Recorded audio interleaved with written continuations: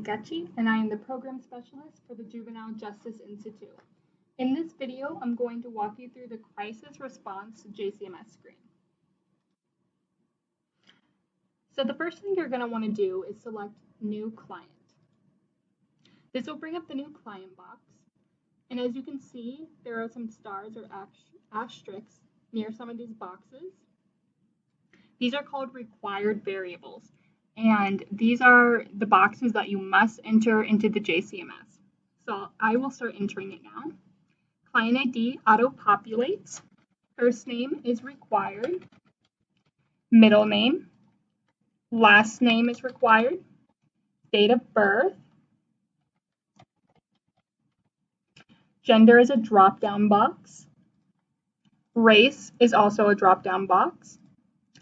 If your youth is Hispanic or Latino.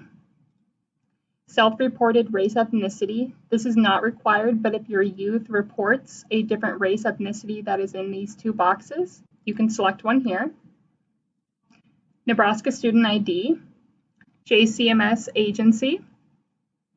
So your agency will populate here.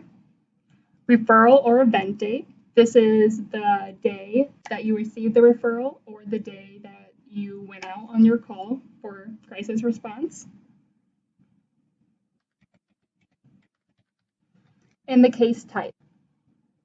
So crisis response.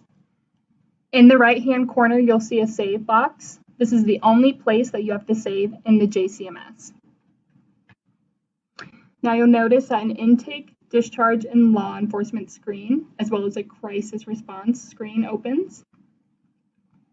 And you'll notice in the intake screen there are no asterisks here, but it's still good information to put in, especially if you're looking for an evaluation from the JJI. This intake screen is mostly demographic information. Things like address, city, state, zip code, phone numbers, email, what grade they're in, their school name. So for instance, this will automatically auto-populate. Whether the youth's employed, the family size, income, custody guardianship.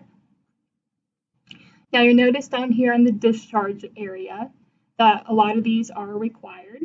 So the discharge date, the date that you discharged the youth from your program. The case outcome, did they remain in the community? Were they placed out of home? Were they placed in detention? Were services available in the youth's area? Yes or no? And you'll notice that I did not select a case outcome here, and it lit up red. This is because it's a required variable and it wants you to select one. If not, what services are needed? So if services were not available, what services were needed? And the case outcome. Next, we'll go down to the law enforcement agency side. What law enforcement agency? The location. Location if it's not selected in this drop-down box. The arrival time of law enforcement. The time the crisis response was made. And the departure time. So the time that law enforcement responded. We'll get down to the crisis response section. This will auto-populate from the information that you made in the client box. The call time, the arrival time the crisis response team made, the departure time, current legal involvement, so if this youth has current legal involvement, history of legal involvement, youth's current living situation, and the presenting situation. And you'll notice that none of these are required right here, but it's still good information to put in, especially if you're looking for an evaluation. Was there an injury? This is required. Was a weapon involved? Yes or no?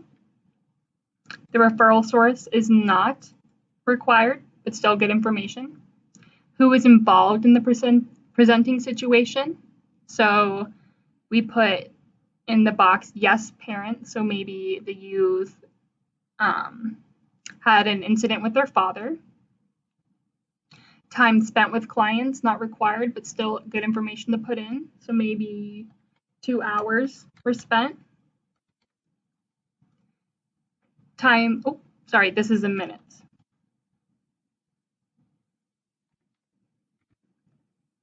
Time spent in collaboration. Was a plan put in place for this youth? Yes or no?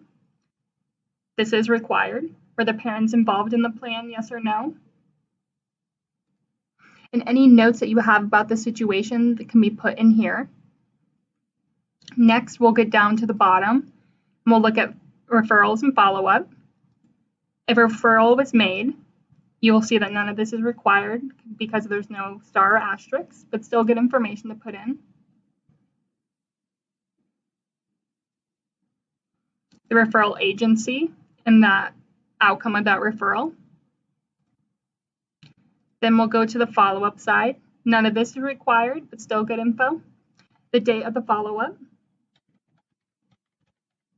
So you're following up with the youth. A narrative. And the result of that follow-up. So that is the crisis response JCMS screen. Please visit the Evidence-Based Nebraska website for any additional resources, and also the JGI's contact information is located there, so feel free to reach out with any questions or concerns.